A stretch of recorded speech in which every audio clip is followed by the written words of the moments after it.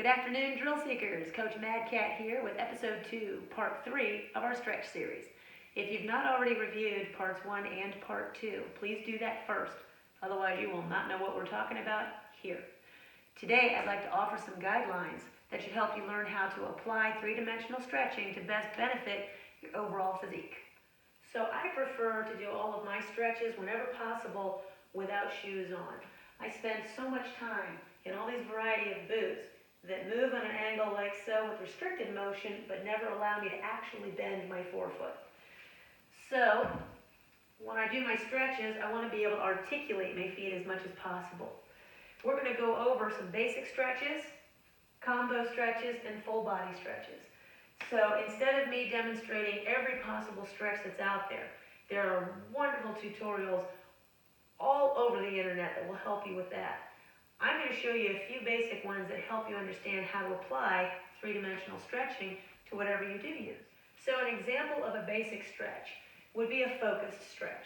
If I'm trying to stretch my calf muscle, put my heel on the floor, straight leg, I can lunge in to whatever depth I'd like, or plant the ball of the foot, heel down to whatever depth I would like.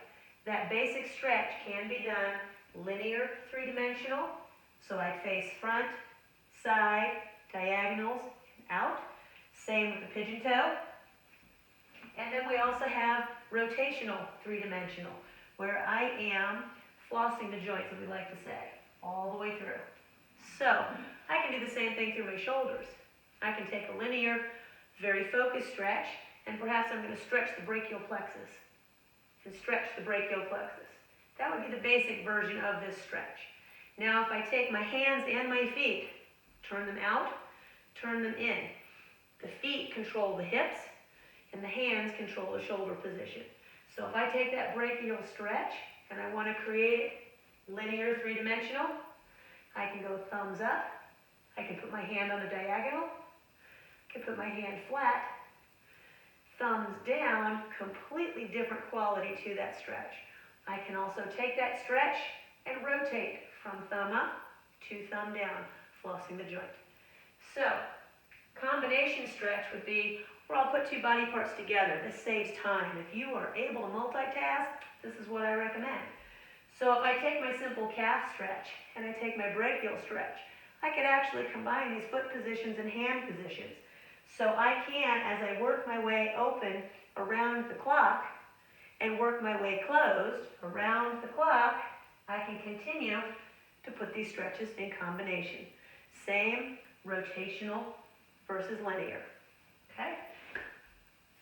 Third version is full body. Highly recommend full workout before you do these because they do tend to get pretty intense. It means that you're going to take from your head to your toe a head position stretch of any kind that you want, an arm stretch of any kind that you want. You want your torso involved, twisting stretches or bending stretches. You also want to involve your legs. One of my favorites as a demonstration would be a head roll, reach up, twist over, push up position, and reverse. Head roll, up, and reverse. So those of you that know me well know that I am very opinionated when it comes to stretching. I am also not a naturally flexible person, so I have earned every bit of flexibility through doing three-dimensional stretching before it ever even had a name. Many of us came about this by instinct, knowing that we needed something more than the basic regimen that you find everywhere else. So I'm not here to reinvent the wheel, just hopefully help it spin a little bit better, and I hope this helps you.